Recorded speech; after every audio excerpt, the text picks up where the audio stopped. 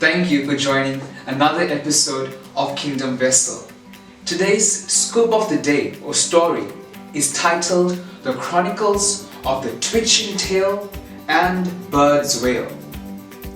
One sunny afternoon, whilst admiring the expanse of a South African game reserve, a tourist observed a rare and unusual sighting.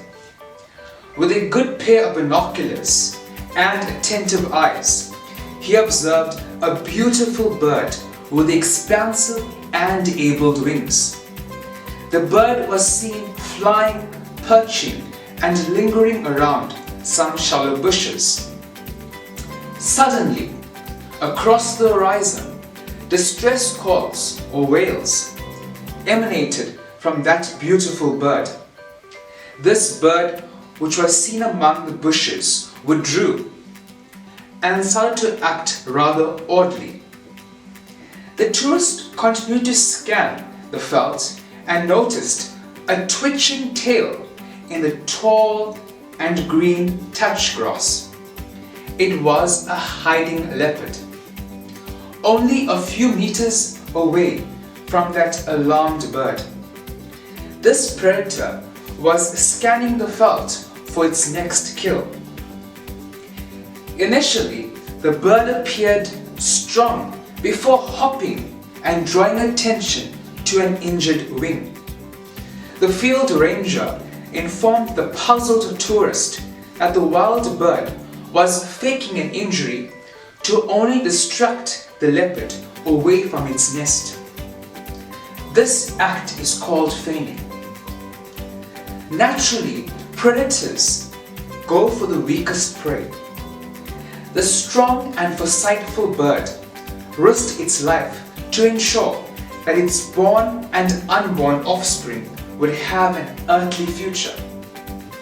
And this was done by saving them from the grasps of the predator's claws. Some lessons to be learned from the story. In the story, the predator is likened to the penalty of sin or death. Our God, who personifies love, mercies, and grace, has shown incomparable love to all mankind. He became the ultimate sacrifice so that we all can have a future in His kingdom.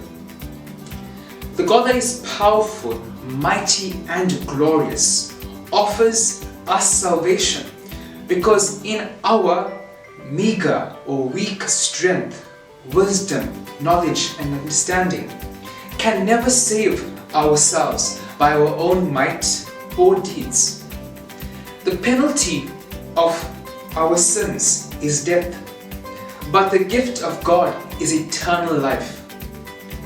God thought about the born and unborn children when He sent His perfect Son to be the final sacrifice.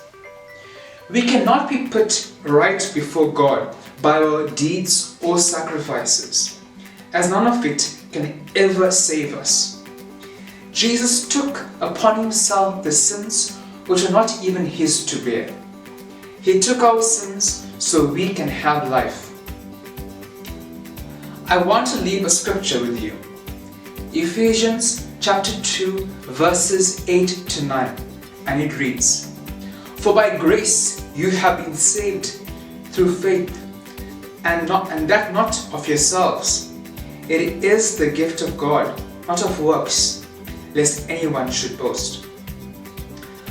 Until next time, viewers, have a good week and stay blessed.